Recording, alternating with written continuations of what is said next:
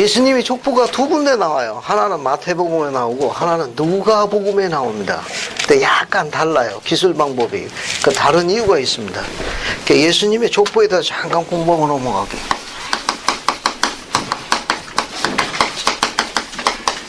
예수님의 족보는 마태복음 1장에도 기록되어 있고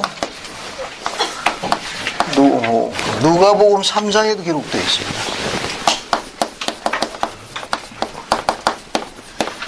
누가복음 3장에 기록되어 있어요. 근데 저자가 마태라는 저자는 유대인을 대상으로 기록했어요. 유대인을 대상으로. 그래서 이걸 유대식이라고 해요. 마태는 그 마태복음의 특징이 뭐냐면 유대인을 대상으로 해서 기록한 거예요. 그래서 약간 배경이 좀 다른다. 보는 기록의 시각이. 그러니까 유대인들의 구미와 그들 배경에 맞게끔 서술했어요. 반면에 누가는 이방인을 대상으로 했어요.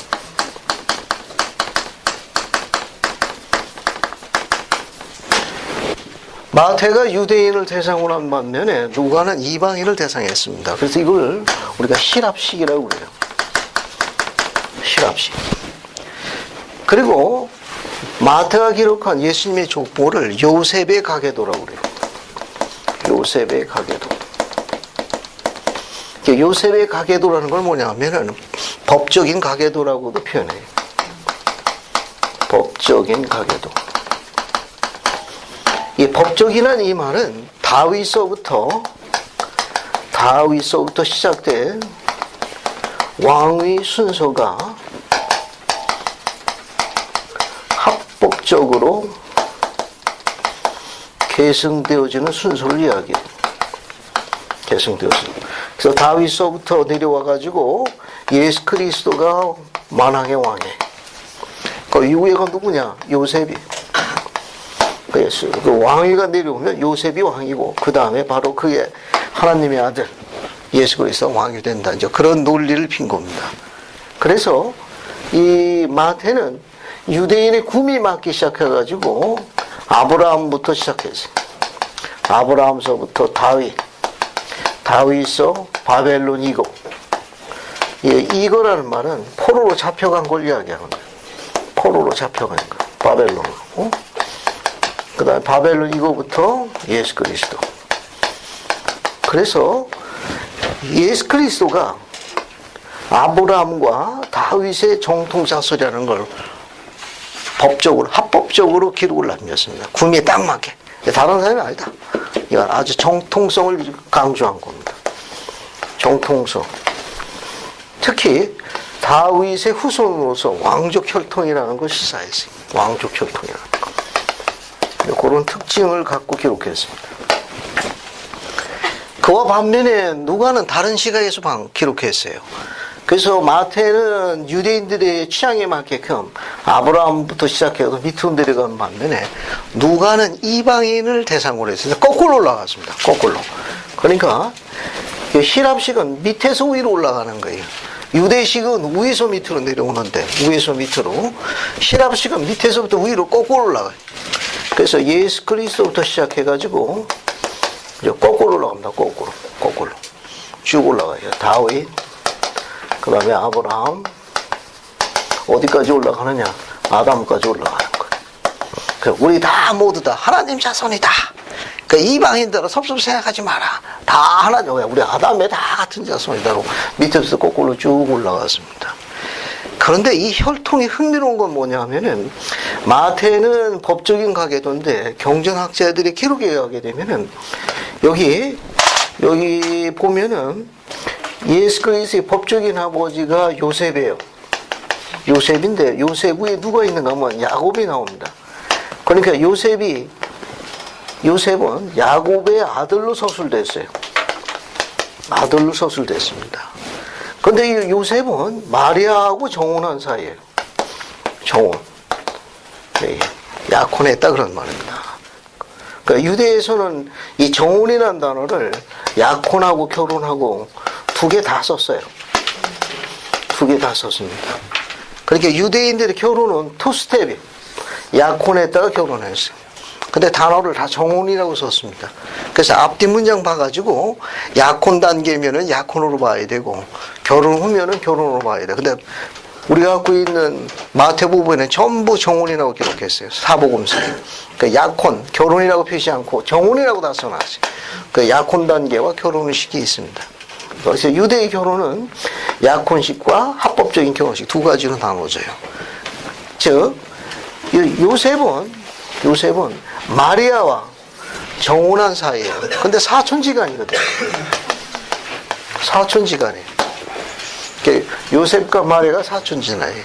근데 마태복음의 요셉은 야곱의 아들로 기록되어 있어요. 야곱의 아들로 기록됐는데 누가복음은 달라요.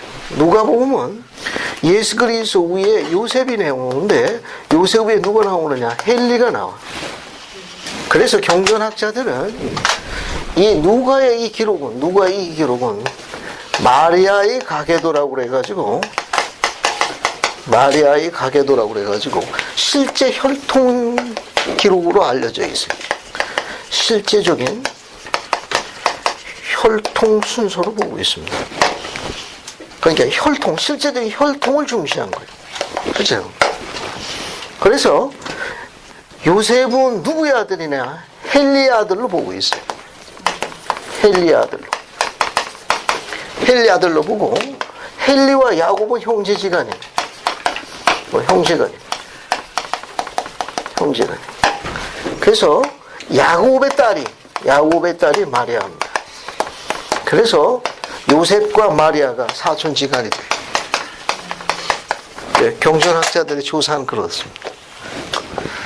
그러니까 여기서 또 뭘 염두에 둘 수 있는가 하면 마리아조차 여기 마리아 실제 혈통은 마리아니까 마리아도 다윗 후손이다. 마리아 역시 다윗의 자손이다. 그래서 마리아도 역시 왕족 혈통이다. 이것을 강조하고 있습니다. 이런 특징이 있기 때문에 한번 볼 필요성이 있어요. 더 재밌는 건 뭐냐면 마태의 기록 순서입니다.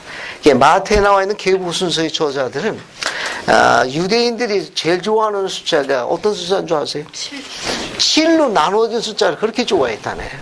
그리고 거의 버금가게 좋아하는 숫자가 3으로 나눠지는 숫자, 그 7로 나누는 숫자를 완전 숫자라고 그랬더래요.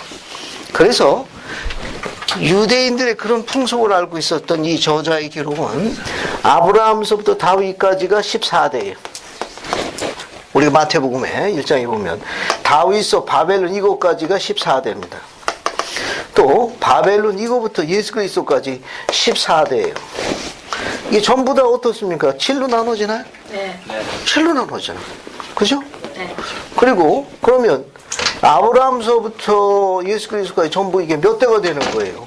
14대 곱하기 3하면 42대죠. 그죠?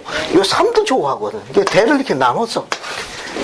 이게 3이라는 숫자를 좋아해가지고. 그러니까 의도적으로 그렇게 유대인이 좋아하는 수치에 맞췄습니다. 그리고 42는 7로 나눠지나요?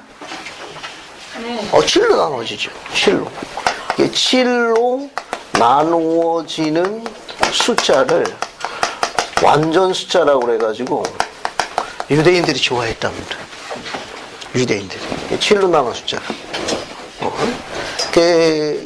이런 기록들을 한번 좀 비교해보게 되면 상당히 흥미로운 걸로 찾아볼 수가 있습니다. 하나씩 찾아볼게요. 이제 마태복음 1장부터 볼게요. 지금 설명드린 여러분 이은물에 다 있습니다. 설명을 듣는 게 더 빨라요. 자, 마태복음 1장부터 봅시다. 간단하게 기록을 볼게요. 자, 1장 1절. 거기 보면 아브라함과 다윗의 자손 예수 그리스도의 세계라 족보라. 거기 누가 나옵니까? 2절에 아브라함 나오죠. 아브라함. 그 다음에 쭉 내려가가지고 6절에 누가 나와요? 다윗이 나오죠. 그죠? 그 다음에 쭉 내려가가지고 11절에 뭐가 나옵니까? 바벨론으로 잡혀갈 적에 나오죠? 네. 그래서 쭉 내려가가지고 이제 어딜 보시는가 하면 16절 봐요. 야곱은 마리아의 남편 요셉을 낳았으니 마리아에게서 그리스도 하는 예수가 나니라. 그렇게 됐죠? 17절. 그런즉 모든 대수가 아브라함부터 다윗까지 몇 대? 14대요. 다윗부터 바벨론으로 잡혀갈 때까지 몇 대? 14대요. 바벨론으로 잡혀간 후로부터 그리스도까지 모두 몇 대라? 14대라. 전부 그 숫자에 맞춘 겁니다. 그런데 경전학자의 조사에 하게 되면은 뭐 어떤 흥미로운 게 있는가 하면 이런 점이 있어요.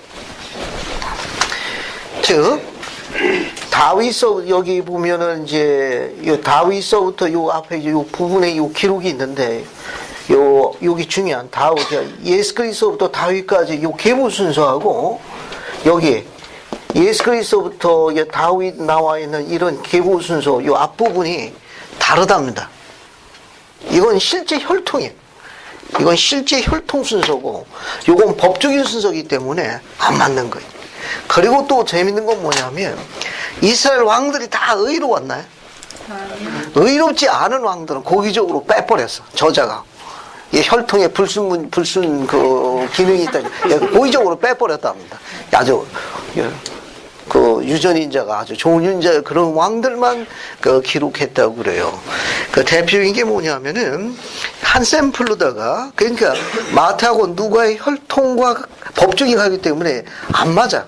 여기 따져가면 어디서부터 따지는가 하면 그 야곱 무예부터 벌써 달라요. 여기 헬리부터 벌써 안 맞아 이게. 안 맞는 거예요 벌써. 그 왜냐하면 이건 법적인 가계도고 말의 혈통인데 때로는 의도적으로 몇 대조 할아버지가 의로우니까 그 할아버지가 다 직접 끌어오는 수도 있을 수 있다고 보고 있습니다. 그래서 이제 비교해보면 그게 상이한 부분이 많습니다. 예를 들어가지고 마태복음 1장 8절 한번 봐요. 마태복음 1장 8절 보면 거기 맨 끝줄에 요람은 뭐라고 나와 있습니까? 우시아를 낳고 그 요람하고 우시아 사이에다가 마태복음 1장 8절 보면 요람하고 우시아가 나와요. 여기 요렇게 삽입 표시 하나 하십시오. 그래서 유인물을 한번 읽어볼게요. 오늘 유인물 여기 1- 여기 작은 사본 작은 사본 유인물 1-1번에 오늘날의 유인물이에요. 찾았어요? 네. 거기 4번 찾았습니까? 네. 유대인들은 3이라는 숫자와 7로 나누는 숫자를 즐겨 사용했다. 14대 곱하기 3은 40이 되고 계속 따라 읽어볼게요. 완전 숫자를 맞추기 위해 중요하지 않은 대를 생략해버렸다. 계보가 서로 상이한 이유 중에 하나가 되었다. 마태복음 1장 8절 요람은 우시아를 낳고 구약과 비교해보면 요람 다음에 아하야 요시야, 아비야의 3대가 빠져있다. 그 이유는 계보 정리자가 그들이 즐겨 사용하는 완전 숫자, 즉 7로 나누는 숫자를 맞추기 위해 의도적으로 누락한 것으로 보고 있다. 때로는 의롭지 못한 왕들도 이런 식으로 정리가 된 걸로 알려져 있습니다. 그래서 이 마태와 누가의 계보가 약간씩 달라요. 그러면 샘플로 어딜 보면은 누가복음 3장 한번 봅시다. 여기 마리아의 가계도를 한번 볼게요. 3장 23절 보세요. 찾았습니까? 3장 23절. 누가복음 3장 23절 보면 예수께서 가르치심을 시작할 때 30세쯤 되시니라. 사람들이 아는 대로 요셉의 아들이니 요셉의 이상은 뭐로 되어 있어요? 3장 23절에 누가복음 요셉의 이상은 누구요? 헬리유라고 되어 있어요. 실제 혈통으로 보고 있습니다. 그러니까 여기서는 이 기록인 게 실제로 요셉의 낳은 생부는 헬리가 되는 거예요. 이건 그 다음에 쭉 넘어가가지고 31절 맨 끝을 보면 누가 나와요? 다윗 나오죠. 여기까지 혈통이 마가의 기록하고는 전혀 다릅니다. 잘 안 맞아요. 혈통상으로 간 기록이 누가의 기록이라 그래요. 그 다음에 34절 중간 부분 보면 거기에 아브라함 나오죠. 네. 이 32절부터 거기서부터는 마태의 기록과 비슷한 부분이 많습니다. 그 다음에 38절 봐요. 38절 보면 누구까지 나옵니까? 거기 보면 아담까지 나오는 거. 이걸 히랍식이라고 그런다. 그런 특징이 있어요. 그래서 여러분 유인물에 보게 되면 여기 마태와 누가의 계보에 대한 차이점 유인물에 있죠? 네. 자, 유인물에 있는 걸 여러분 포스트잇에다가 문구정강 이렇게 포스트 이사겠어요? 이렇게 적어가지고 딱 붙여놓으라고. 됐습니까? 네. 그러면 나중에 경절 이해하는데 굉장히 도움이 많이 돼요. 이렇게 기록할 적에 영이 동반하는 거예요. 알겠습니까? 네. 기록할 적에 영을 초대하게 돼요. 여기서 끝나지 말고 집에 돌아가다가 반드시 포스트잇 적어가지고 딱 붙여두게 되면은 나중에 경전을 이해하는 큰 통찰력을 갖게 해줍니다. 됐죠? 오늘 그 유인문의 설명 다 한 겁니다. 이제 예수님의 탄생 과정 일부를 들어갈게요. 그 하이라이트가 뭐냐? 누가복음 1장이에요. 자, 누가복음 1장으로 갑니다. 자, 누가복음 1장 26절부터 읽어보죠. 누가복음 1장 26절 한번 읽어보겠습니다. 그래서 강미경 자매님이 26절부터 31절까지 한번 읽어봐요. 32절까지 읽고 31절까지 읽고 방자매님은 32절부터 38절까지 읽고 시작해. 여섯째 달에 천사 가브리엘이 하나님의 보내심을 받아 갈릴리 나사렛이란 동네에 가서 다윗의 자손 요셉이라 하는 사람과 약혼한 처녀에게 이르니 그 처녀의 이름은 마리아라. 그에게 들어가 이르되 은혜를 받은 자여 평안할지어다. 주께서 너와 함께 하시는도다 하니 처녀가 그 말을 듣고 놀라 이런 인사가 어찌함인가 생각하매 천사가 이르되 마리아여 무서워하지 말라. 내가 하나님께 은혜를 입었느니라. 보라 내가 잉태할 아들을 낳으리니 그 이름을 예수라 하라. 그가 큰 자가 되고 지극히 높으신 이의 아들이라 일컬어질것이요 주 하나님께서 그 조상 다윗의 왕위를 그에게 주시리니 영원히 야곱의 집을 왕으로 다스리실 것이며 그 나라가 무궁하니라. 마리아가 천사에게 말하되 나는 남자를 알지 못하니 어찌 이 일이 있으리까. 천사가 대답하여 이르되 성령이 내게 임하시고 지극히 높으신 이의 능력이 너를 덮으시리니 이러므로 나실 바 거룩한 이는 하나님의 아들이라 일컬어지리라. 보라 내 친조 엘리사벳도 늙어서 아들을 배었느니라. 본래 임신하지 못한다고 알려진 이가 이미 6살이 되었나니 그저 하나님의 모든 말씀을 능하지 못하심이 없으리라. 마리아가 이르되 주의 여종이오니 말씀대로 내게 이루어지이다 하며 천사가 떠나가리라. 감사합니다. 그림을 하나 볼게요. 지웁시다.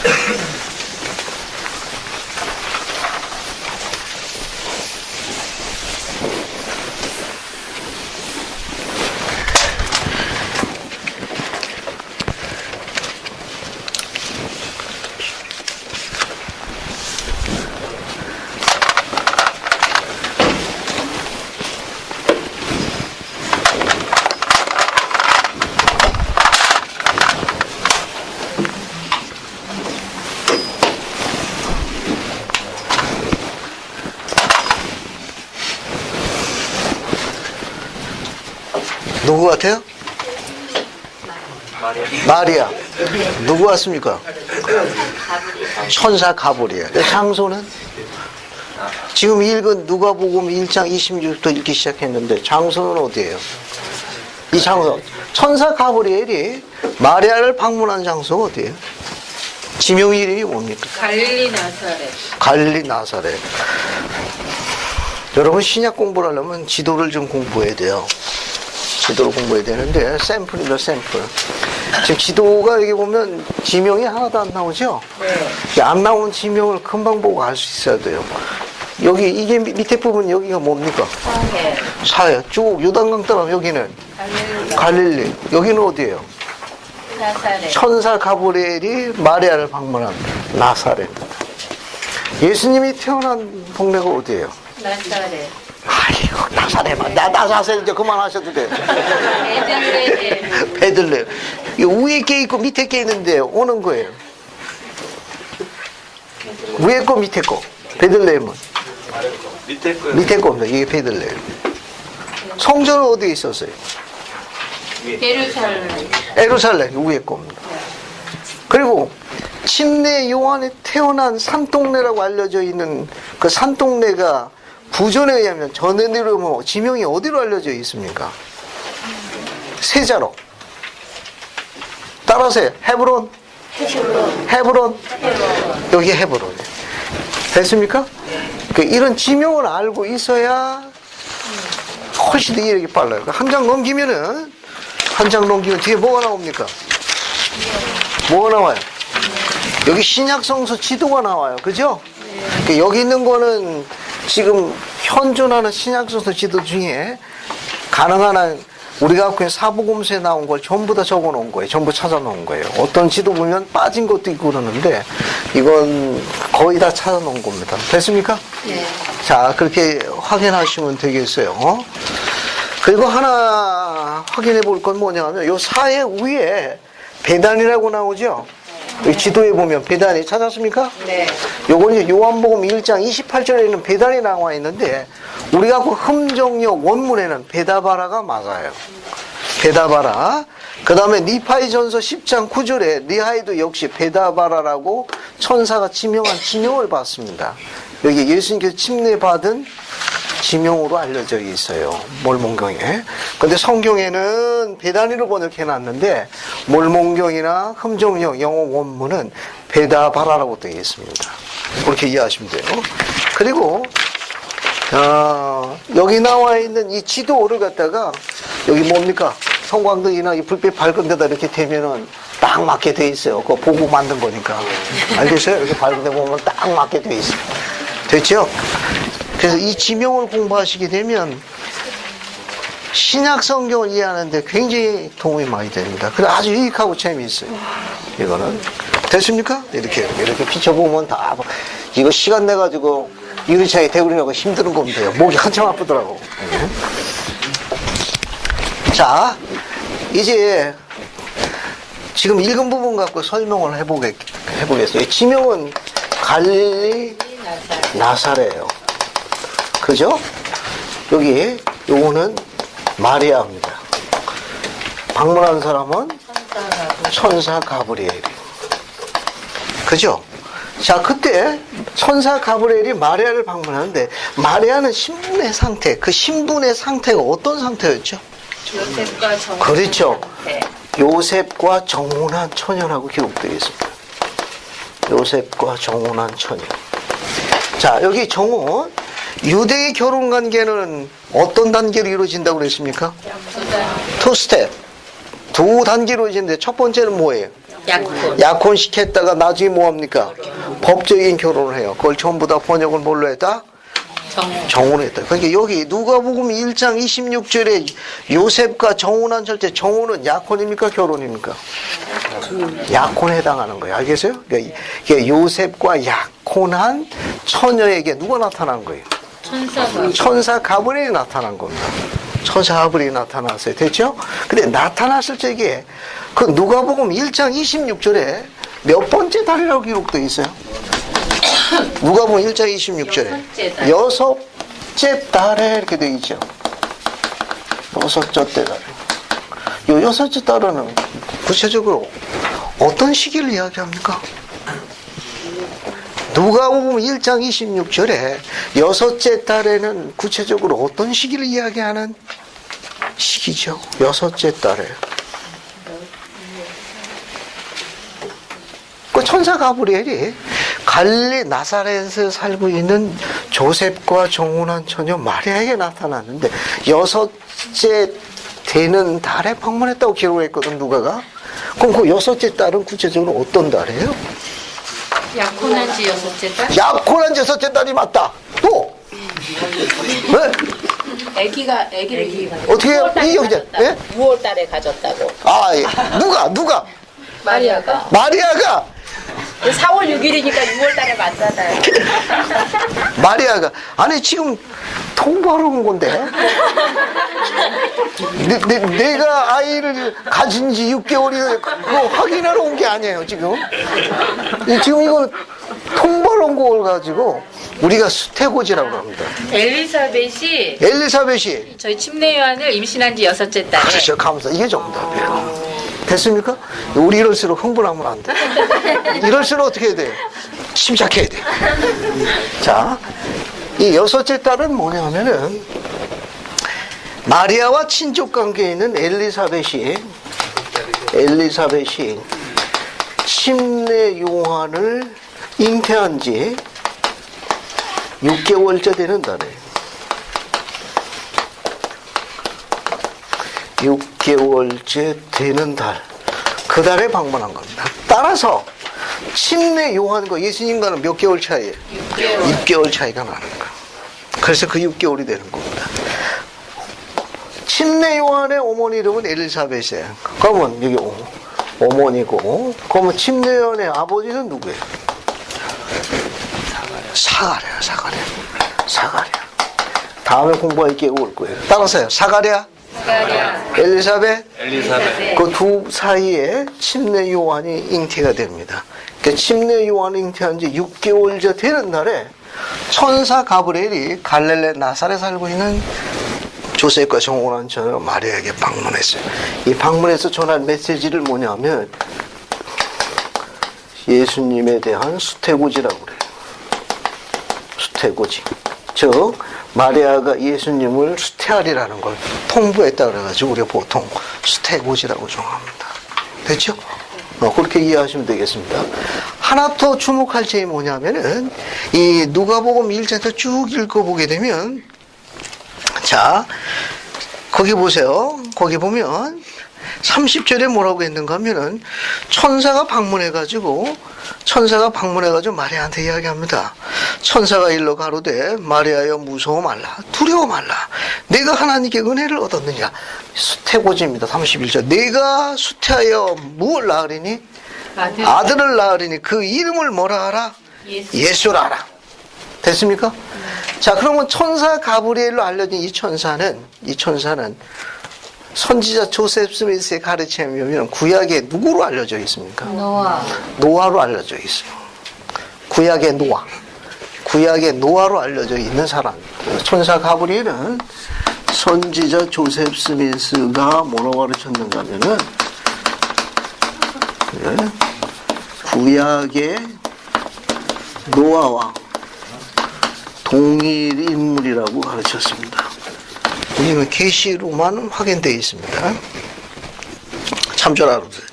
그래서 아들을 낳으면 뭐라고 부르라고 했는가 하면 뭐라고 부르라고 했어요? 예수라고 불렀습니다. 그죠? 우리 구주에게 붙여진 개인적인 뭐가 되는 거예요? 이름을 뭐라고 그랬어요? 예수라고 그랬으니까 네임이 되는 거예요. 그러니까 구주에게 붙여진 개인적인 이름이 뭐예요? 예수. 됐습니까? 그러니까 천사 가브리엘이 통보했어요. 내가 아들을 낳으리니 그 이름을 뭐라 하라? 이름을 예수라 하라. 그러면 예수는 히브리어의 뭐와 동일한 표현입니까? 히브리어의 뭐와 동일한 표현이에요? 조슈아.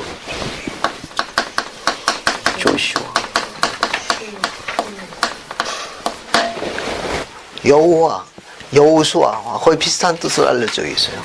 이 뜻은 뭐냐 하면은 구세주,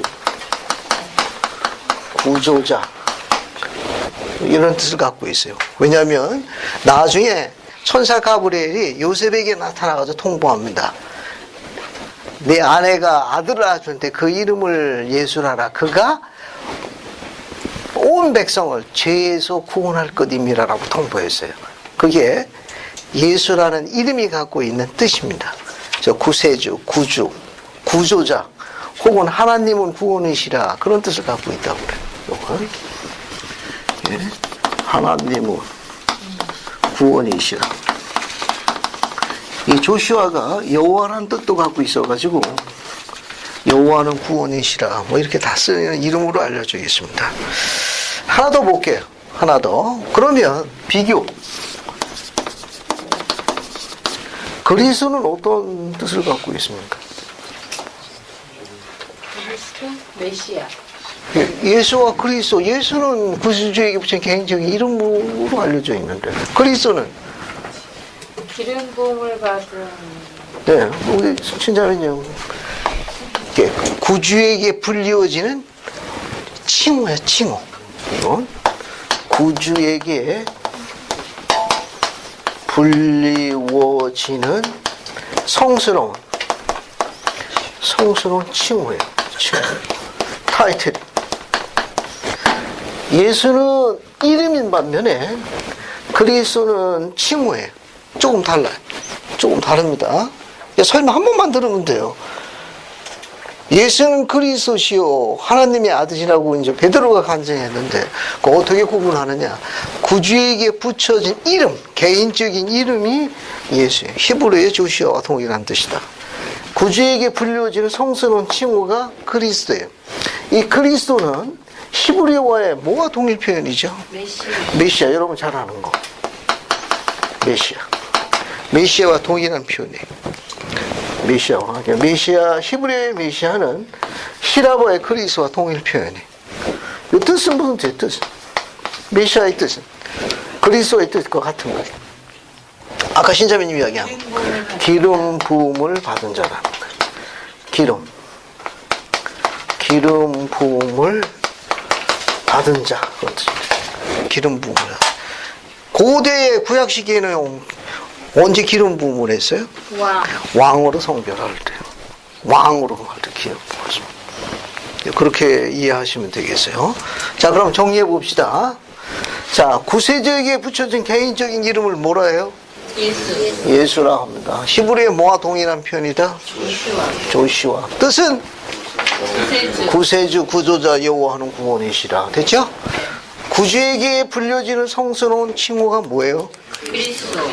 그리스도예요. 히브리어의 뭐와 동일한 표현입니까?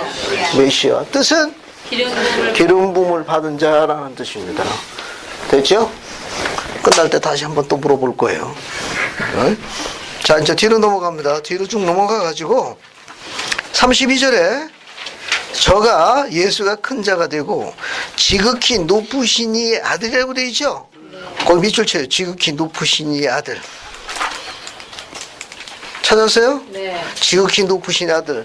이 지극히 높으신 이 누굴 지칭하는 거예요? 하나님 아버지. 하나님 아버지요. 어떻게 하나님 아버지 지칭한다고 생각하셨습니까? 왠지 그분의 아들로 이 땅에 오셨어요. 신의 구성원이 몇 분을 구성되어 있죠? 3분. 3분. 첫 번째 구성원이 뭡니까? 하나님 아버지. 그렇죠. 지극히 높으신 이 바로 그분. 영원하신 하나님 아버지. 바로 그분을 두 번째는 누구예요? 예수 그리스도. 그분의 아들 예수. 3위는 성신. 성신. 신의 구성원 중에 제일 높은 하이모스트, 제일 높으신 분. 첫째 구성원 되시는 아버지 하나님을 지칭하는 표현이에요. 그 다음에 뒤에 거, 주 하나님께서 그 조상 다윗의 위를 저에게 주겠다. 예수 그리스도께서 왕족 혈통이다. 그걸 시사하는 거예요. 왕족 혈통이다. 나머지를 쭉 넘어갑니다. 쭉 넘어가가지고, 어딜 보시는가 하면은, 이제, 마리아가 이제 38절에 이제 답변하게 되죠. 거기, 여러분 잘 아시는 거. 근데, 앞에 보세요. 하나만 더 짚고 넘어가겠습니다. 지금 요셉과 정혼한 처녀에게, 마리아에게 가브리엘이 나타나가지고, 지금 뭘 지금 통보하고 있는 겁니까, 지금?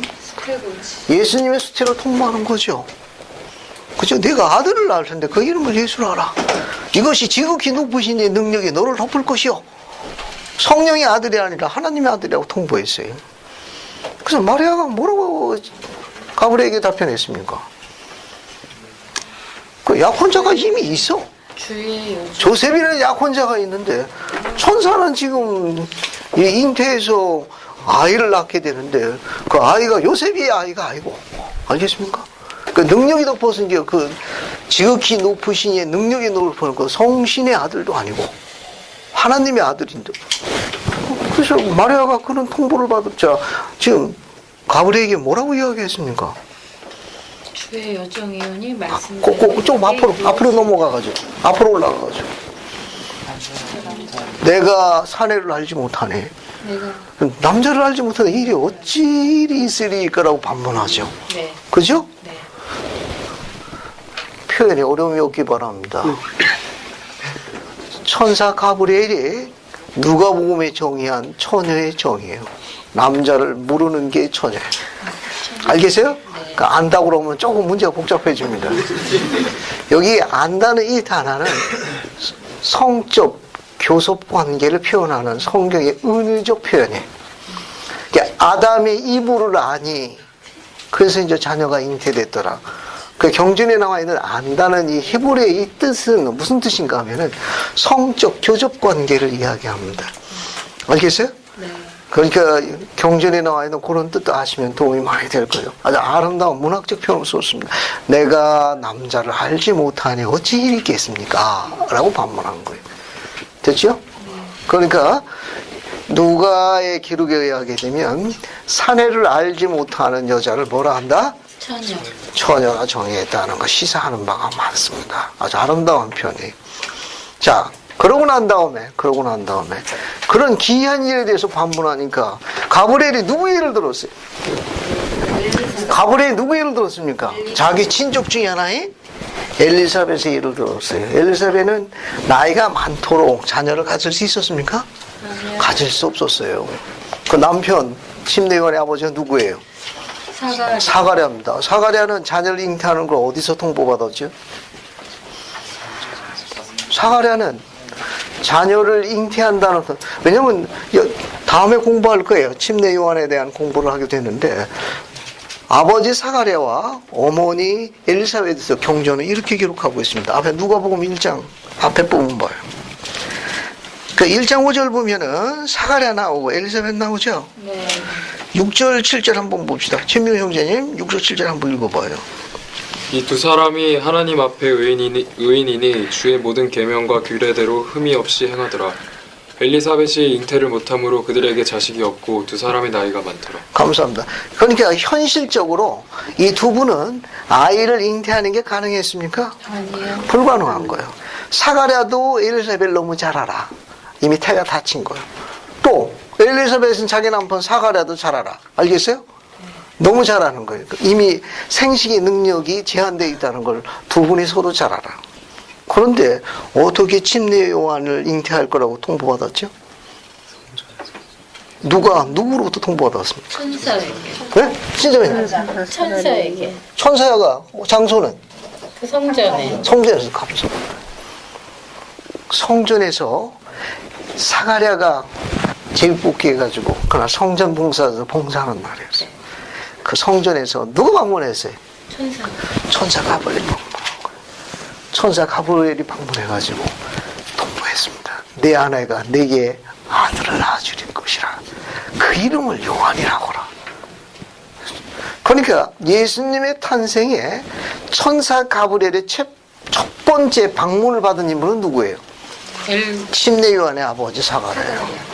그 다음에 누가 방문받은 거예요? 6개월 뒤에 마리아가 방문을 받아요. 이게 천사 가브리엘 방문의 첫 번째 방문을 받은 사람은 마리아가 아니에요.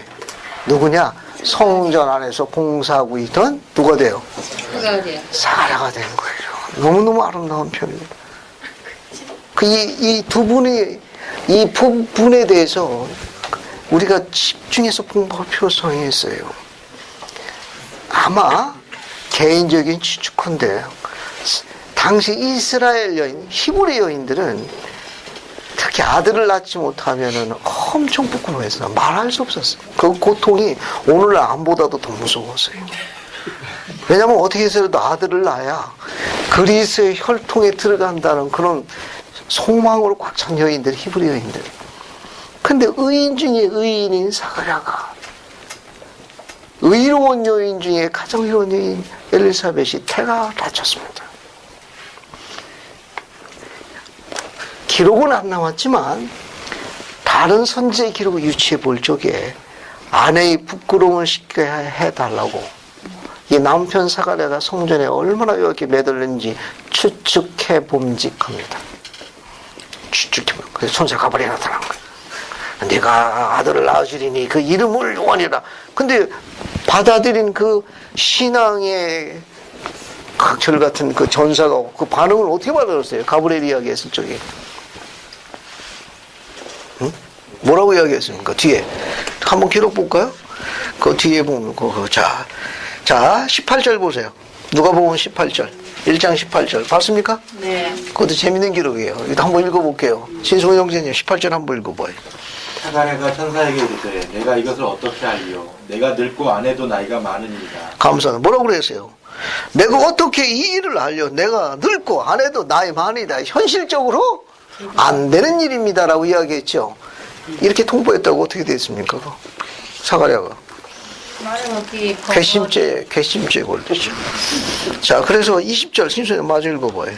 보라 이 일이 되는 날까지 내가 말 못하는 자가 되어 내니 말을 못하리니 이는 내가 내 말을 믿지 아니하노라. 때가 이르면 내 말이 이루어지리라 하더라. 감사합니다. 그죠?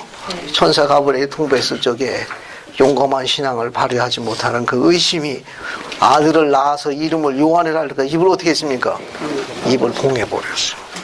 입을 봉해버렸습니다. 자, 뒤로 넘어갈게요. 뒤로. 그래서 마리아가 그 부분에 대해서 내가 남자를 알지 못해 이렇게 했습니까? 라고 답변하자. 누구 예를 들었어요? 36절에 뭐라고 되어 있습니까? 내 친족 엘리사벳은 늙어 아들을 잉태하지 않느냐. 즉 잉태하지 못한 자가 이미 6달이 되었나니. 요 37절은 아주 많이 인용하는 성구입니다. 찾았어요? 네. 거기 뭐라고 되어 있습니까? 대저 한번 읽어보자. 같이 읽어보자. 시작하면 같이 읽어보자. 자, 시작.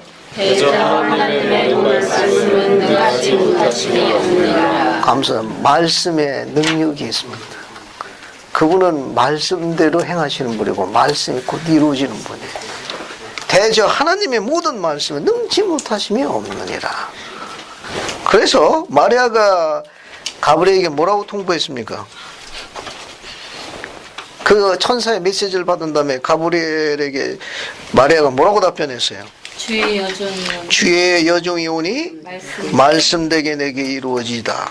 자, 그러자 천사 가브리엘 어떻게 했어요? 떠나갔어요. 당시에 유대 당시에 모세율법하에서 정혼한 처냐 약혼자가 있는 여자가 그 약혼자 외에 외간 남자와 통관하게 되면 어떻게 모세율법으로 다스렸죠? 시소연이 어떻게? 돌을 던져. 이제 좋은 사람이에요. 보통이 아니라 돌로 때려 죽였다고. 돌을 던졌다는 건 착한 사람. 그 당시에는 돌로 때려 죽였어요. 아주 뭐 안 빠지고 다 나타나가지고. 또 다르게 조치하는 방법 없었나요? 이 가늠한 여인을 조치할 경우에 그 돌로 때리는 일만 있었습니까? 죄 없는 자가. 어떻게 해요? 죄 없는 자가. 감사합니다. 또 다른 의견. 정상호 형제 뭐 다른 거 생각나는 거 없어? 돌 때리는 거 말고. 약혼은 파원하는. 감사합니다. 두 개가 있어요. 모세가 뭐라고 하셨는가 하면은 공개 재판에 회부하는 게 하나 있습니다. 공개 재판에 회부하겠다는 건 그 남자가 그 여자를 돌로 때려 죽이겠다는 뜻입니다. 그 다음에 뭐가 있는가 하면은 은밀하게 증인을 세워가지고 직계 가족끼리 파혼하는 방법이 있어요. 그건 그 여자를 살려주겠다는 뜻입니다. 돌려주겠다는 거죠. 그러니까 그렇게 하는 남자가 100명 중에 하나 있을까 말까라고 그래요. 거의 돌로 다 때려 죽였다고. 아주 잔인한 분들이에요. 자, 그게 당시 모세율법하에 약혼자가 있는 사람이 이런 간음죄를 범할 경우에는 거의 99.9%가 공개재판에 회부했어요. 그리고 증인을 세워가지고 이혼증서를 써서 파혼증서를 써서 집으로 돌려보내서 친정으로. 원래 모세의 뜻은 그 남자가 그것을 이유를 묻지 않냐면 다시 가정을 꾸릴 수 있도록 허락했다고 그래요. 그런데 당시 모세율법은 그게 되어 있지만 당시 불문율은 그렇게 해서 그걸 수치스러운 일이라고 합니다. 수치스러운 일 때문에 파문한 여인은 다시 그 여자에게 장가들지 않는 게 불문율이었다고 합니다. 그러니까 어릴 적부터 모세율법에 익숙했던 마리아는 생각이 복잡했을 거예요. 왜냐하면 마리아는 이미 약혼자가 있어. 그런데 지금 약혼자의 동의를 구한 겁니까? 아니요. 아니, 천사 가브리엘이 사가랴 방문한데 마리아 방문한 거 아니에요. 네. 사전에 가가지고 요셉한테 동의를 구해야지. 순서적으로. 알게요? 여차저차저차 하니 네가 좀 양보해라. 가장 높으신 이의 뜻이니라. 이렇게 얘기하면 되는데 안 갔잖아요. 지금 요셉은 아무것도 몰라. 그죠? 네. 그리고 얘기하는 거예요, 마리아한테. 그럼 마리아는 모세율법에 잘 자란 신실한 하나님의 선한 딸이었기 때문에 잘못했다고는 어떻게 되는 거예요? 만약에 요셉이 공개 재판하겠다면 어떻게 되는 겁니까? 맞아. 돌에 맞아 죽어야 돼. 설령 파혼을 했다 하더라도 어떻게 돼? 현실적으로는 이미 삶은 끝난 거예요. 가문의 수치라. 가문의 영광은 저리 가고. 근데 마리아는 지금 그런 모든 상황에도 불구하고도 지금 가브리엘에게 뭐라고 통보했어요? 아니에요. 번지수가 틀렸어요. 잘못 찾아오신 것 같은데요. 마리아가 아니라 바리아 아닙니까 혹시? 혹시 그렇게 했습니까? 아니요. 그렇게 얘기 안 했어. 주의 여종이 오니 말씀대로 내게 이루자니 천사가 기쁘게 떠나왔죠. 우리 마리아로부터 뭘 배울 수 있습니까? 믿음. 죽음을 불사하고도 이게 수행하는 그 부분에서 신자매님 뭘 배울 수 있다고 그랬죠? 믿음이요. 믿음입니다. 강한 믿음을 행사했어요. 죽음은 죽으리라. 알겠습니까? 이게 신앙을 가진 여인을 어머니로 둔 자녀는 복이 많은 자녀예요. 경전은 그걸 증명을. 요셉과 마리아가 부유했나요? 송자매님, 네. 부유했어요? 아니요. 어떻게 하셨습니까? 안 부유한 걸. 요셉이 목수잖아요. 요셉이 목수잖아요. 목숨은 부자 아니에요? 별로 안 부잘까. 별로 안 부자 아니에요. 여러분, 나중에 이제 조금 이따 공부하겠는데, 예수님을 잉태해가지고 호적하러 베들레헴 가죠. 네. 예수님 어디서 나셨습니까? 마국간. 아니, 왜 영안에서 안 나시고? 방이 없었잖아요. 방도 없었을 뿐만 아니라? 돈도 없었잖아요. 그렇죠. 돈만 있으면 다 내쫓지. 그 여관 전부 그냥 다 예약해버리지. 안 그래요? 왜냐면은 몇십 년 만에 한 번 있는 대목이야. 여관 주인이 대박 터뜨리는 날인데 이거 뭡니까? 해산할 여자가 와가지고 해산하겠다는데 손님이 들어와? 안 들어오지. 방에 있어도 없는 거예요. 선지자 조세수의 번역은 방이 없는 게 아니라 아무도 방을 내주지 아니했더라고 번역했습니다. 그냥 인산이는데 싫어, 못해. 알겠어요? 방은 꽉 차 있는 사람들 중에 어느 누구도 방을 내주지 아니했더라. 만약에 돈이 넉넉했으면 어때요? 더블! 뭐 그러면 여관주의 다 내줬지. 다 내줬지. 몇십 년 만에 한 번 있는 이게 대박 터뜨리는 게 있는데. 결국 어디 갔습니까? 마국간. 마국간 갔잖아요. 여기 마국간 출신이 있어요. 여기 오신 분 중에 마국간 출신이냐고. 혹시 모친께서 신앙이 돈독해가지고 난 예수님의 뒤를 따라갈까 해서 마국간 출신 아무도 없잖아요. 얼마나 감사해요.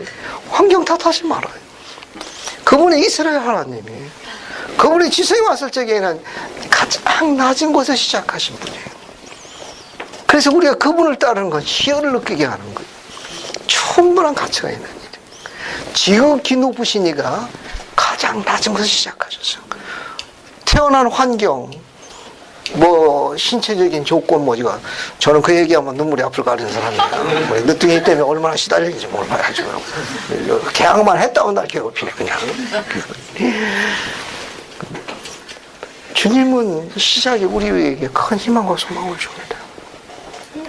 가장 낮은 데서 가장 없는 곳에서 시작하셨어요. 바로 그분이 우리의 구주입니다. 우리 가운데 혹시 환경이나 신체적인 어떤 장애나 약점을 인해 가지고 불평하고 있으면 오늘 시각을 바꿔야 합니다. 축복이. 그게 없으면 신을 닮아가지 못해요. 오히려 그것 때문에 장애 때문에 신을 더 가까이 다가갈 수 있습니다. 더 많이 이해할 수 있어요.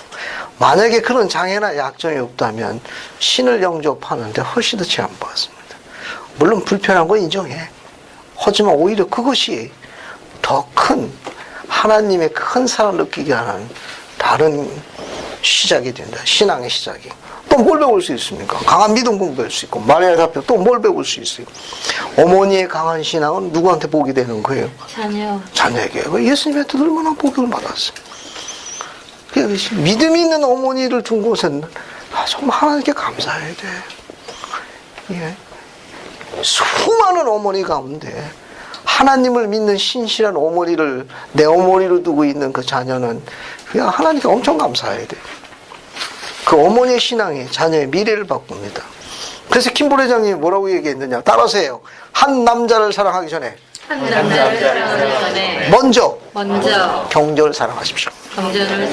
잊어버리지 마요. 아시겠어요? 한 남자를 경전을 먼저 사랑해야 돼. 그럼 주님이 다 알아서 하시. 악착같이 공부 안 하면 주님도 악착같이 안 하실 거예요. 왜? 마리아가 이야기했거든. 주의 여지 의원이 주의 말씀이 제게 이루어져 나머지 다 순리대로 됐잖아요. 그러니까 어떤 일을 수행할 적에 하나님의 것과 세상 것이 상충될 때가 있어요. 그때 마리아의 전통을 따라야 돼. 하나님의 것을 최우선하면 나머지 세상적인 일은 다 순서적으로 주님께서 축복해 주시는 거예요. 그 순서를 바꾸지 말아요. 죽으면 죽으리라 하고 하나님의 것을 우선으로 수행해. 그러면 나머지 것은 주님께서 순서적으로 순리적으로 되도록 그분이 축복합니다. 그 대표인 예가 바로 이 마리아. 이걸 우리가 보통 마리아의 전통, 이브의 전통, 사라의 전통이라고 해요. 그런 여인을 아내로, 그런 여인을 어머니로 갖고 있는 건 애굽의 포보다 값진 거예요. 이게 마리아의 답변부터 배울 수 있는 거 됐죠? 자, 그 다음에 어디로 갑니까? 39절 봐요. 마리아가 일어나 빨리 산중에 와서 유대 한 동네에 이르니, 그죠? 자, 여기 봐요. 여기가 나사렛. 나사렛에서 천사 가브리엘을 방문을 받은 다음에 이제 어디로 갑니까? 유대의 한 동네라고 그랬잖아요. 이게 어디 있다고 그랬습니까? 산동네. 우리 지도에 보면 산동네가 어디냐? 바로 여기. 이걸 헤브론이라고 그러는데 침례 요한의 출생지로 보고 있어요. 침례 요한의 출생지. 그러니까 마리아가 천사 가브리엘 방문을 받은 다음에 어디로 왔어요? 헤브론으로 온 거예요. 여기가 갈릴리. 따라서요. 갈릴리. 유대. 중간이 사마리아예요. 그러니까 꽤 멀리 내려온 거예요. 여기 누가 있었습니까? 여기. 헤브론에 누가 있었어요? 그렇죠. 엘리사벳이 있었던 거죠. 엘리사벳이 누굴 잉태했어요? 침례 요한을 잉태한 지 몇 개월째 되는 달에 내려온 거예요? 6개월째 되는 달에. 6개월째 되는 달 내려온 거예요. 그렇죠?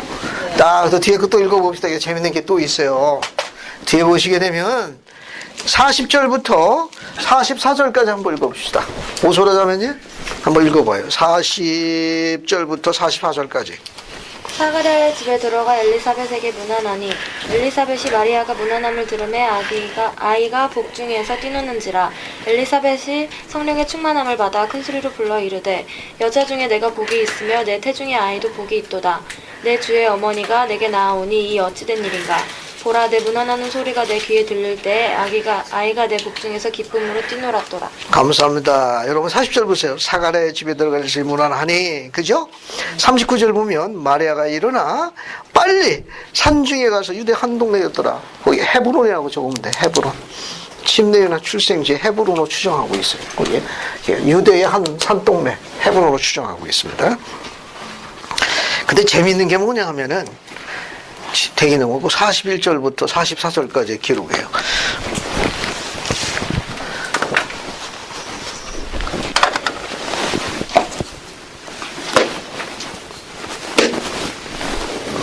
시판 봐요. 누구 같아요? 엘리사벳. 여기는 날씬하게 말이야. 약간 통통한 것도 엘리사벳. 근데 이 경전의 기록에 보게 되면 엘리사벳이 쌀입문 열고 들어왔을 적에 엘리사벳보다 누가 더 기뻐 뛰놀았습니까? 침례요한. 태중에 있는 침례요한. 몇 개월째예요? 6개월째 되는데 누가의 기록은 아주 의미심장합니다. 이렇게 나와 있어요. 44절. 보라, 내가 쌀입문을 열고 들어올 때 내 문안하는 소리가 내 귀에 들릴 적에 아이가 내 복중에서 기쁨으로 뛰놀았더라. 기쁨으로 뛰놀았더라. 태아가 태중에서 뛰노는 걸 우리가 뭐라고 그러죠? 한 단어로? 정재회님, 태동이라고 합니다. 6개월이면 태동 느낍니까? 감사합니다. 저는 아직 경험이 없어가지고. 태동. 저는 이남인의 아버지입니다. 근데 가장 경이로운, 가장 겸손할 때는 태동을 듣는 순간이에요. 그때 말할 수 없이 겸손해져요. 여러분, 나중에 결혼하시면 그 경험을 당할 수 있을 거예요. 개 찬송, 개 기도, 가정의 밤, 경전 읽기, 열심히 하지. 아주 열심히 합니다.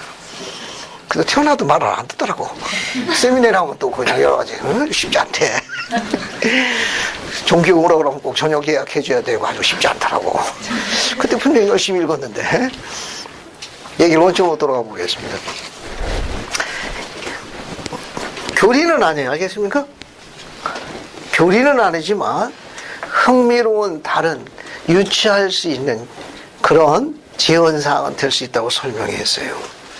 왜냐하면 전세에 있는 영이 현세에 언제 오느냐 하는 거예요. 그죠? 이게 전세에 있는 고귀하며 위대한 영이 현세에 언제 오느냐. 여러 가지 많은 견해가 있는데 보리감령 회장님은 교리는 아니라고 이야기하셨어요. 알겠어요?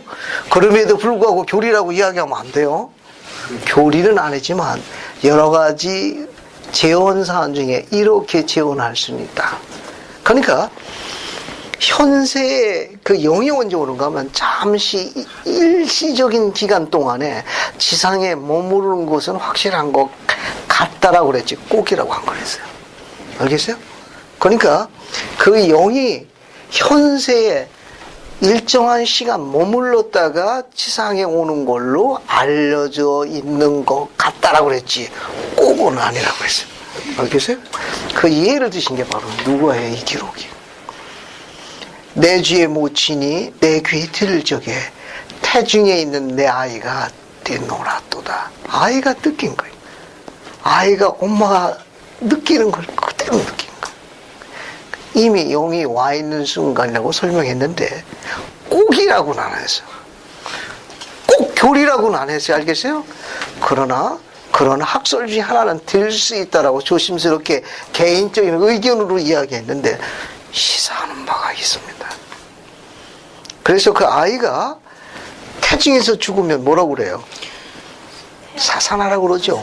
그러면 그 사사나의 영은 전세로 되돌아갑니까? 다음 세상이 내세로 돌아갑니까? 어디로 가는 거예요? 근데 또 갑자기 조용해. 아니 지금 이게 애가 뛰놀고 있는 건 영이 지상에 온 상태니까. 그러니까 애가 뛰놀지. 그 영이 없으면 애가 뛰나 안 뛰지. 알겠어요? 그러면 아직 태어나기 전이니까 전세로 다시 돌아가가지고 다음 순서를 대기하느냐 아니면 일단 지상에 왔으니까 어쨌든 다음 세상 영의 세계로 가느냐 어느 게 맞느냐 하는 거예요. 그죠? 영의 세계로 가는 게 맞습니다. 전세로 안 가요. 알겠어요? 짧은 기간 동안이지만 어머니 태중에 있던 지상상을 굉장히 만족해 하면서 좀 더 머물렀으면 좋았을 때는 아쉬움을 갖지만 어머니에게 연민의 정을 가지면서 다음 세상으로 가는 걸로 알려져 있습니다. 따라서 어미가 태동을 느낄 때에는 전세의 고귀한 영이 지상에 온 곳으로 이야기하는 재원상이 하나 있을 수 있다고 그랬으니까 이건 굉장히 큰 기쁜 거죠. 혹시 도움이 됐으면 좋겠네요. 이걸. 경제나의 아주 아름다운 문헌 중에 하나예요. 문헌 중에 하나. 자, 뒤로 넘어갑니다. 뒤로 넘어가가지고, 45절 보세요. 45절도 재밌습니다. 노정화 자매님 한번 읽어봐요. 45절. 주께서 하신 말씀이 반드시 이루어지리라고 믿은 그 여자에게 복이 있도다. 감사합니다. 그게 신앙이 있는 여자가 복이 있는 거예요. 쭉 내려가가지고 56절 뭐라고 되어 있습니까?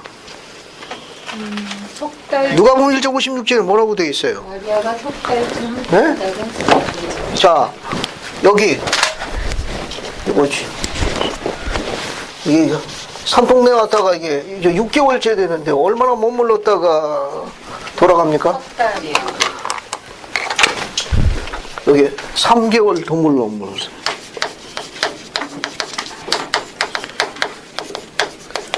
3개월 머물렀다가 어떻게 돼 있어? 다시 나사렛으로 되돌아갔습니다. 왜? 그 기록을 봐요. 56절에 마리아가 석 달쯤 함께 하다가 어디로? 집으로. 이 집이 어디예요? 갈릴리 나사렛을 이야기하는 거. 집으로 되돌아갔습니다. 됐어요? 네. 자, 이제 지금까지 공부한 거 보면 전 두 개 공부해서 갈릴리 나사렛에 있는 천사 나사렛 뭡니까? 마리아에게 천사 가브리엘이 방문했죠. 예수님의 수태고지를 들은 다음에 어디로 가요? 유대의 산동네로 갑니다. 그죠? 여기 누가 살고 있었어요? 엘리사벳이 침례일 융태한 지 몇 개월째? 6개월째 되는데 그들로 간 거예요. 거기서 얼마나 머물렀습니까? 3개월 머물렀다가 되돌아간 거니까 침례 요한은 이제 뭐 할 때가 된 거예요? 해산할 때가 된 거예요. 해산할 때가 됐을 적에 나사렛으로 되돌아갔어요. 왜 3개월만 머물렀다 갔습니까? 해산 안 도와주고. 아니 해산달이 찬 거 아니에요. 6개월째 있다가 3개월 차면 9개월이면 그죠? 마리아가 더 머물렀다가 좀 도와주고 가지. 근데 돌아갔잖아요.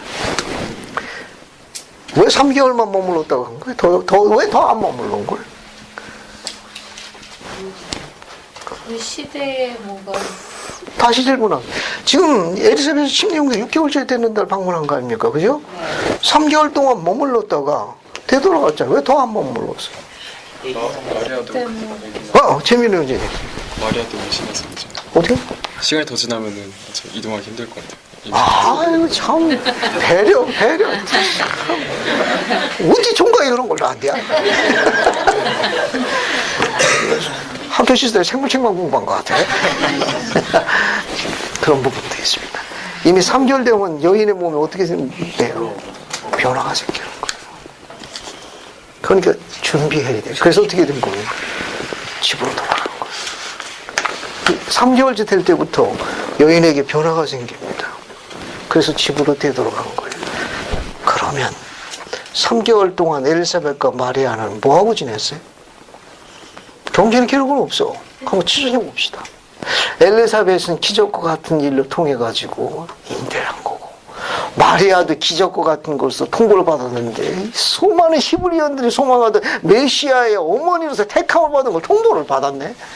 어쨌든 엘리사벳도 통보를 받은 건 틀림이 없어요. 그러니까 마리아 올 적에 내 주의 모친이 들어오니라고 표현했거든. 또 침례요한은 예수님을 증거하는 자로 이미 예임된 자야. 태어나기 전에 벌써 뱃속에서 뛰어놀았거든. 3개월 동안 엘리사벳과 마리아는 뭐하고 지냈을까? 할렐루야 노래방 갔을까? 아니 그동안 3개월 동안 뭐한 지가 여기 3개월이.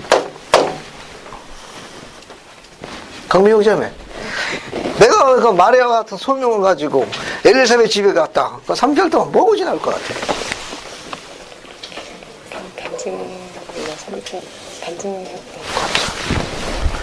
의기투합했을 거예요. 아무도 모르는 둘만의 기쁨이다.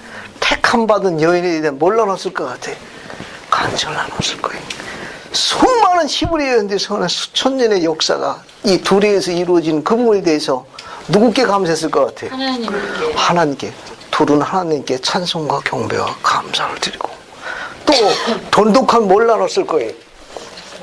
그걸 뭐라고 그러냐? 남자들은 우정이라고, 여자들은 뭐라고 그래요? 따라하세요. 자매. 여자도 친구가 있어야 돼. 주님은 알고 계셨어요. 이 길을 걸어가는데 자매 애가 있어야 된다는 걸 염두에 두시고 마리아를 위로받도록 보내신 태산 같은 선배가 있었다는 겁니다. 이 이스라엘 딸들의 전통이. 그게 있어야 자매가 형성이 되는 거예요. 이 초짜, 이 신인병을 누가 훈련한 겁니까? 엘리사벳. 선인병이 훈련시키는 거예요. 멘토가 된 거야, 쉽게 설명하면. 그 기간이 뭐예요? 100일이야, 100일. 이 경전이 얼마나 오묘합니까? 이 신앙생활 하는데도 친구가 있어야 돼. 남자만 친구가 있는 게 아니라 누구도 있어야 돼요. 여자도. 자매들도 자매 애가 있어야 돼요. 이런 멘토 같은 선임되는 언니, 큰 언니, 소위 왕언니가 있어야 돼요. 그래서 어떻게 돼요? 새끼 언니들을 키워야 되는 거예요. 3개월 동안 뭐합니까? 집중적으로 훈련한 기간이에요. 3개월이. 얼마나 하나님께 감사하겠습니까? 그 간증이 얼마나 컸겠어요? 의기투합했을 거예요.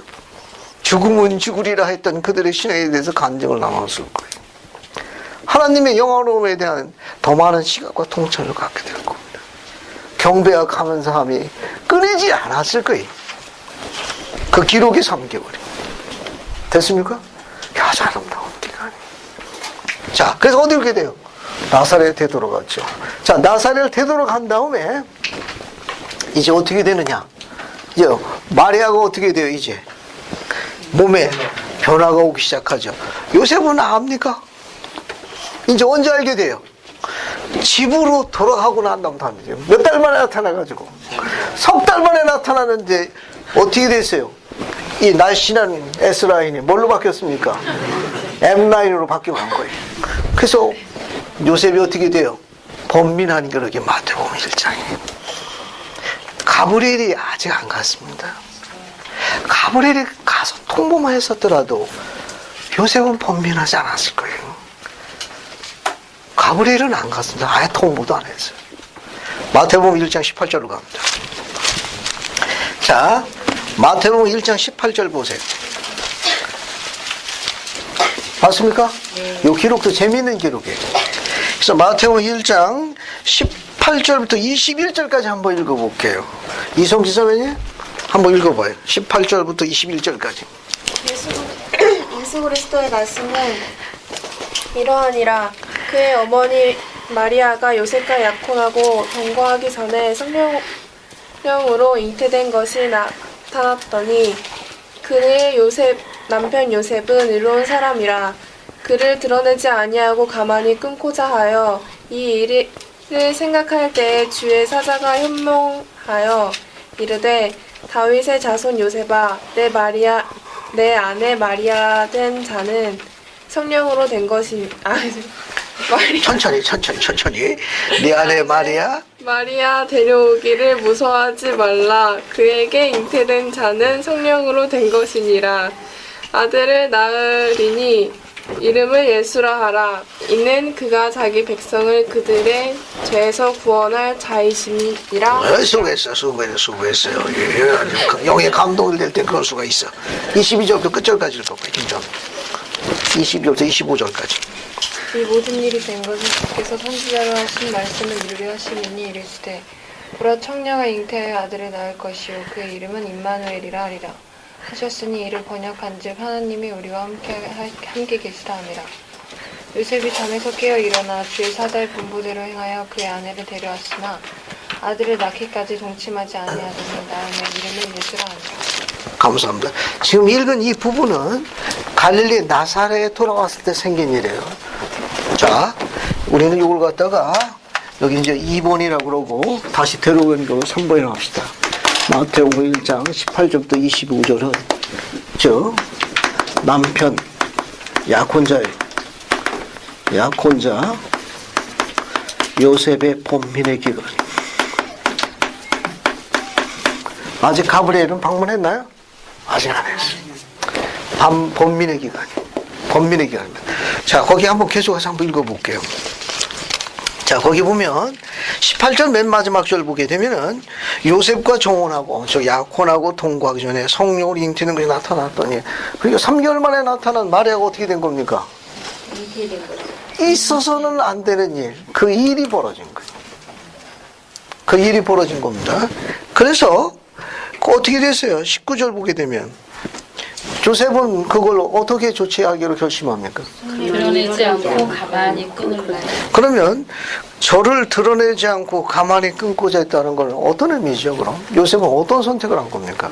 파혼하려고. 공개 재판에 회부하지 않고 은밀히 뭐 하겠다는 겁니까? 파혼해서 돌려보내겠다는 걸 뭐 한 거예요? 결정했을 적에, 그렇게 결정했을 적에 누가 나타납니까? 그때 드디어 누가 나타나요? 20절 보면 주의 사자 천사 가브리엘이 그때 방문합니다.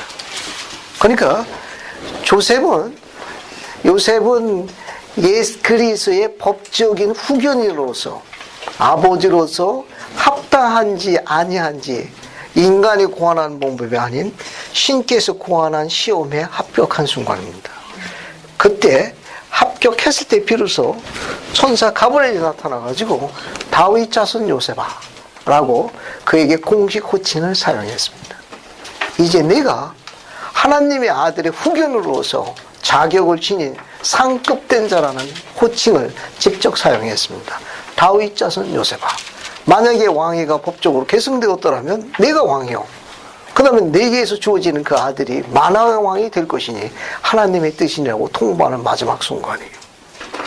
이 말은 뭐냐면은 하나님께서 어떤 일을, 하나님의 일을 수행할 적에 이 일, 그러니까 조셉 같은 경우는 예수님의 법적인 후견이니, 요셉은 예수님의 법적인 보호자예요. 후견입니다. 그가 예임되었다는 걸 시사하는 거예요. 하나님의 이 위대한 사업에 예임되지 않고는 부름받지 못합니다. 조셉도 하나의 부름이에요. 이 후견입니다. 이 세상에서 하나님의 사업과 그분의 일을 수행하도록, 역사된 일을 수행하도록 부름받는 모든 사람들은 창세 이전 천국회의 때 그 일에 다 예임된 자들입니다. 다만 그 일을 부름받기 위해서는 인간이 고안하지 않은 하나님께 고안한 그 시험에 합격해야 돼요. 조셉이 합격한 그 순간에 천사 가브리엘이 방문해서 통보합니다. 다윗 자손 요셉아. 이 일이, 그죠? 거기 나왔는데, 거기 설명하죠. 다윗 자손 요셉아. 자, 내 아내 마리아 데려오다. 이 데려오다는 건 테이크란 단어니까 아내로 취하는 것을, 아내로 삼는 것을 두려워 말라. 저에게 잉태된 것은 성령으로 잉태된 것이요. 그 이름을 예수로 하니, 거기 뒤에 나와 있는 예수의 이름의 뜻, 자기 백성을 죄에서 구원할 자이니라. 이 모든 것들은 다 주께서 선지하신 말씀을 이루하시라고 공식 통보했습니다. 그리하여 거기 23절은 이사야서 7장 14절에 예언된 걸 성취한 거예요. 이사야 10장 14절. 7장 14절에 보라, 처녀가 잉태하여 아들을 낳을 텐데 그 이름을 임마누엘 할 것이라. 번역하니 하나님이 우리와 함께 하시다. 그 임마누엘 뜻이 뭐예요? 하나님이 우리와 함께. 이때 하나님은 여호와 하나님을 이야기하는 거예요. 구약의 여호와 하나님이 필멸의 인간을 우리와 드디어 함께 하시는다. 여호와의 필멸의 삶을 닮은 이름이 임마누엘이에요. 그러니까 영으로 계셨던 이스라엘 하나님 여호와가 드디어 육신을 입고 필멸의 생을 하시겠다는 이름의 뜻에 대한 호칭이 임마누엘입니다. 하나님이 우리와 함께 하시다. 이때 하나님은 구약의 하나님, 이스라엘 하나님, 여호와를 상징하는 거예요. 여호와가 우리와 필멸의 세상에서 필멸의 삶으로 진행하셨다는 것을 함께 계셨다라고 노래하는 겁니다. 그리하여 요셉이 잠을 깨어 일어나서 주의 사자의 분부대가 그 아내를 데려왔으나 아내로 삼았으니, 드디어 뭐합니까? 나사렛에서 드디어 결혼하는 거예요. 나사렛에서 드디어 요셉이 결혼합니다. 이 결혼은 누구의 명령으로 한 거예요? 천사가 명령한 거예요. 데려오기를, 아래 삼기를 두려워 말라. 천사의 지시에 따른, 지시에 따라. 그 이유는 뭐예요? 그 이유는 왜 천사가 결혼할 것을 요구했죠? 어떻게 마리아가 감옥 가서 몸은, 잉태되는 몸이 계속 이어지게 돼. 결혼 안 하고 그러고 있으면 어떻게 되는 겁니까? 끔찍한 거야. 아주 끔찍한 일이 벌어나. 그러니까 마리아와 아기 예수를 뭡니까? 법적으로 보호하기 위해서. 그래서 결혼을 요구한 거예요. 이거는 마리아와 아기 예수를 법적으로 보호하기 위해서.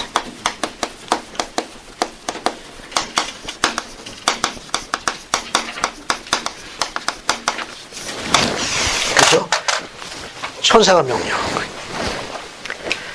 그러니까 아기 예수와 그 마리아를 보호해주게 해가지고 천사가 명령했습니다. 그림 하나 볼게요.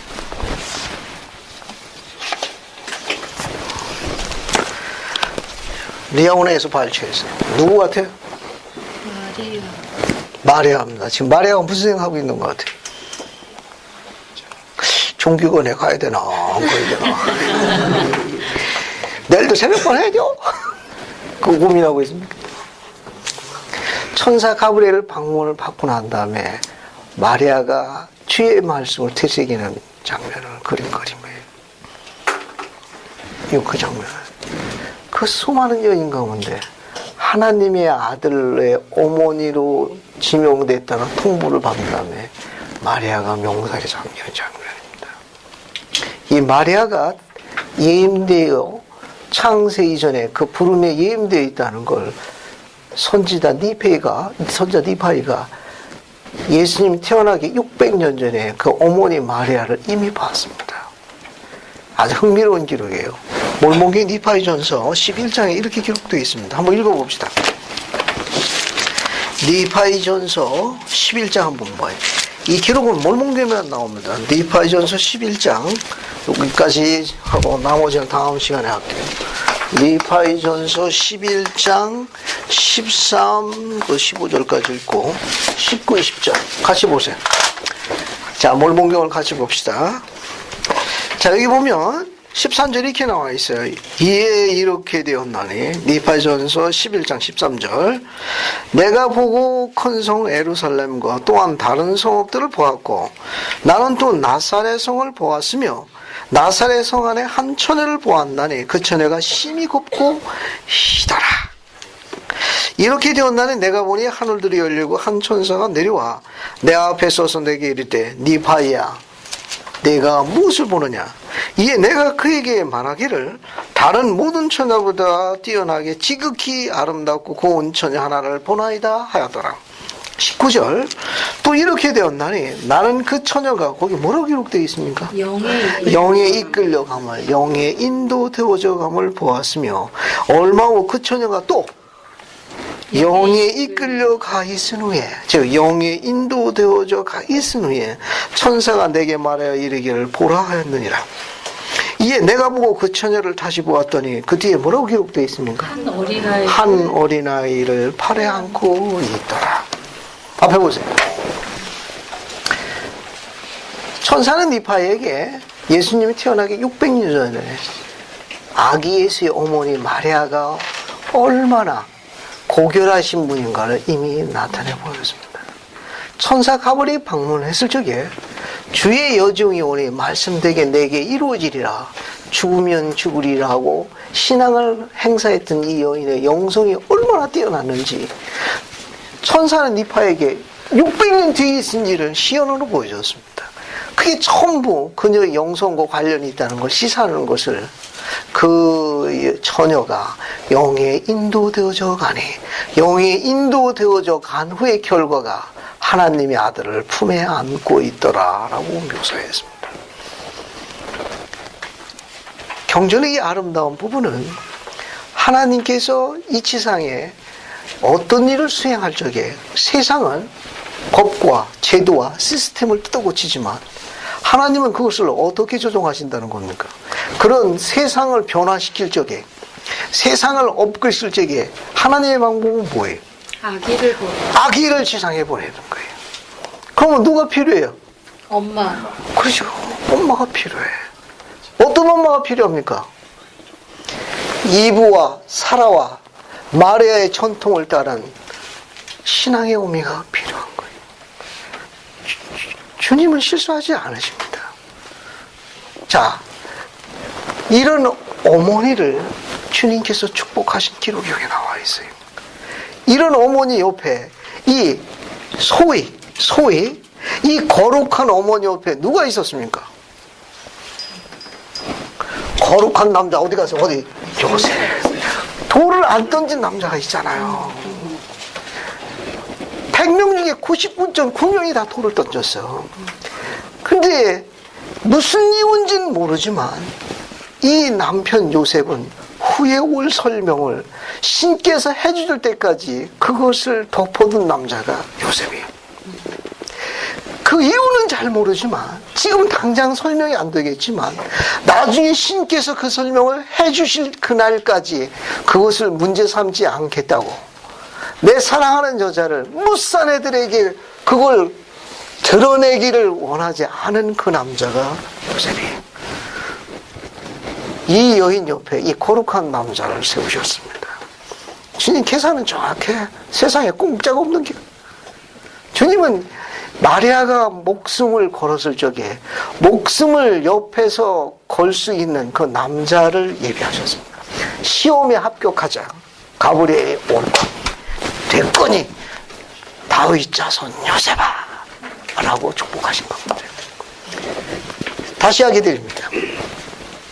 마태는 이렇게 기록했어요. 그 남편은 의로운 사람이라 저를 드러내지 아니하고 라고 기록했어요. 여기서 의롭다는 뜻은 뭐냐면은 자기를 덜 생각하고 아내를 더 생각한 이 아름다운 한 남자에 관한 기록입니다. 자기의 부끄러움을 생각한 게 아니고 자존심을 생각한 게 아니고 사랑하는 그 여자 곁에 그 여자를 지키겠다고 결심한 한 남자의 기록입니다. 후에 올 신의 설명을 오래 참음으로 기다린 한 남자의 기록이 마리아의 남편 요셉이라는 남자 이야기입니다. 거룩한 여인 옆엔 항상 거룩한 남자를 두셨습니다. 역으로 거룩한 남자 옆에는 항상 거룩한 남자, 여자를 두셨어요. 그래서 경전의 기록에 보게 되면 어떻습니까? 아담과 이브를 보낼 적에 누굴 먼저 보냈어요? 아담. 이브가 먼저 안 하잖아요. 네. 거룩한 남자가 와서 이미 뭐 했습니까? 준비했습니다. 그 뒤에 누가 왔어요? 거룩한 여자. 거룩한 여자 이브가 와서 둘이 함께 나란히 섰습니다. 그래서 이브가 목숨을 걸고 자녀를 낳아주죠. 우리가 다 그의 후손입니다. 또 경전에 보게 되면 아브라함이 누가 결혼하죠? 사라. 사라와 결혼하죠. 그 거룩한 남자 아브라함 옆에 누가 있었습니까? 사라. 믿음의 여인, 신앙의 조상 사라가 있었습니다.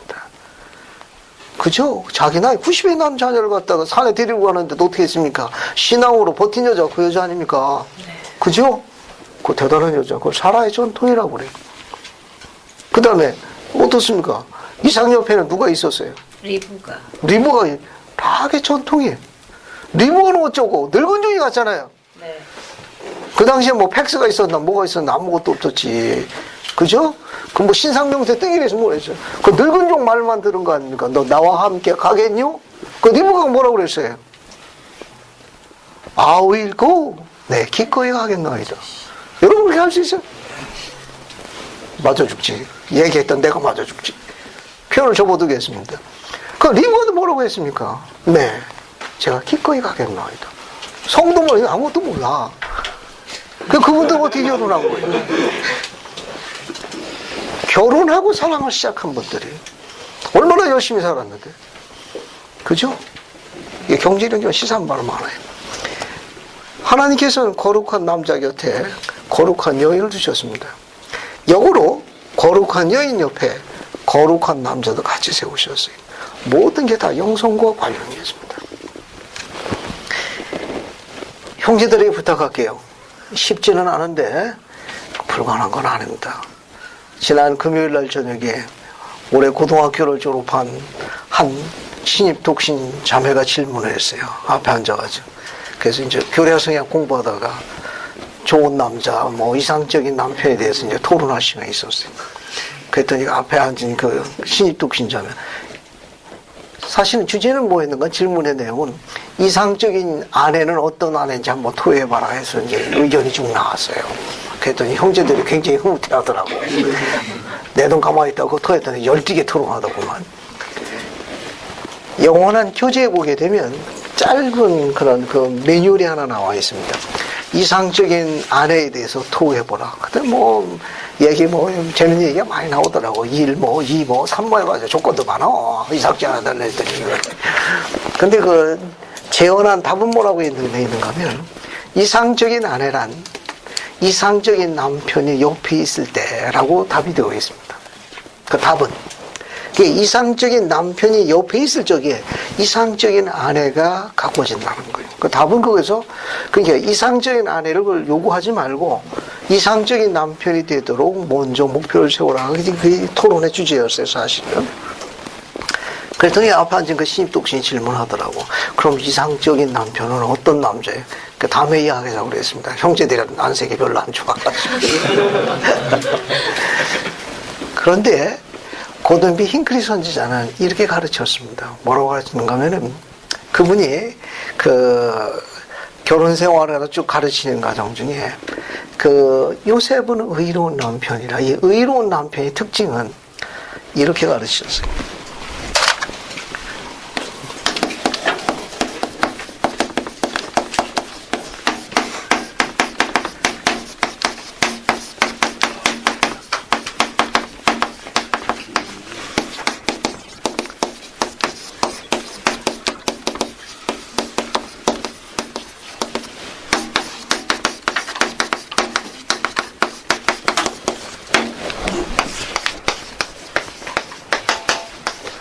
고든 B. 힝클이 선택해 하신 말씀입니다. 의로운 남편, 좋은 남편, 좋은 남자 뜻이. 즉, 자기를, 뭐, 이것도 이렇게 썼네요. 자기 자신을. 자기를 뭐 하고? less. 덜 생각하고. 누구를? 자기 아내를 어떻게 하는 거예요? 더 생각하여 배려해주는 남자라고 가르치셨습니다. 속죄와 관련이 있다고 했어요. 속죄와 관련이 있다고 생각했습니다. 이 가르침은 시사하는 바가 굉장히 많은 가르침이에요. 마치기 위해서 19장, 니파이전서 19장 9절만 읽고 마치게. 자, 니파이전서 19장 9절 봅시다. 전 이와 같은 것은 어디에서 오느냐? 속죄형에서 오는 거예요. 19절 봅시다. 봤습니까? 네. 자, 거기 한번 보세요. 이것도 재밌는 기록입니다. 이것도 정형호 형제님 니파이전서 19장 9절 한번 읽어줘요. 또 세상은 그들의 죄악으로 인하여 그를 아무것도 아닌 것으로 판단할 것이라. 그래야 그들이 그를 택직질하나 그는 이를 참으시며 그들이 그를 치나 그는 이를 참으시느니라. 참으로 그들이 그에게 침을 뱉으나 사람의 자녀들을 향한 그의 사랑의 친절과 그의 오래 참으심으로 말미암아 그는 이를 참으시느니라. 감사합니다. 이걸 이제 여기에다 적용해가지고 속죄에게 적용해가지고 문장을 바꿔 읽겠습니다. 여기서 그들은 아내와 자녀로, 예수님은 남편으로 바꿔서 볼게요. 세상은 세상의 죄악을 인하여 남편을 아무것도 아닌 것으로 판단할 것이라. 그래야 아내와 자녀들이 남편을 책짓질하나 남편은 이를 참으며, 즉 아내와 자녀들이 남편을 치나 남편은 이를 참느니라. 참으로 아내와 자녀들이 남편과 아버지에게 침을 뱉으나 아내와 자녀를 향한 그 남편과 아버지의 사랑의 친절과 그의 오래 참음으로 말미암아 그 남편과 그 아버지는 이를 기꺼이 견디니 참으시니라. 마음에 안 드셔도 할 수 없습니다. 주님이 그렇게 이야기하셨기 때문에 그래요. 주님이 그렇게 하도록 요구하셨습니다. 그래서 성향을 맺은 모든 이스라엘 남자들에게 이렇게 생활할 걸 요구하셨습니다. 이 성구는 그렇게 적용할 수 있는 아주 아름다운 성구예요. 여러분 그렇게 할 적에 마리아 같은, 사라 같은, 리브가 같은 전통이 복음 가운데서 확장될 겁니다. 힝클 회장님 이야기한 이 가르침 시사하는 바가 많아요. 소녀들이 하나님의 말씀을 잡게 되면 여러 대를 구원한다고 가르치셨습니다. 오늘 집에 돌아가시게 되면 한 번도 그려본 일은 없지만 거룩한 아내가 되는 것에 대해서 주님께 도움을 구하시고 그 거룩한 남자 곁에서 하나님의 왕국을 건설하고 영의 세계에서 준비된 크고 위대한 영들의 어미로서 소명을 하겐 그 순전한 사명을 이룰 수 있는 능력과 축복에 대해서 마리아의 전통을 이룰 수 있도록 강구하면 주님께 축복하실 거예요. 예수 그리스도 합니다. 아멘.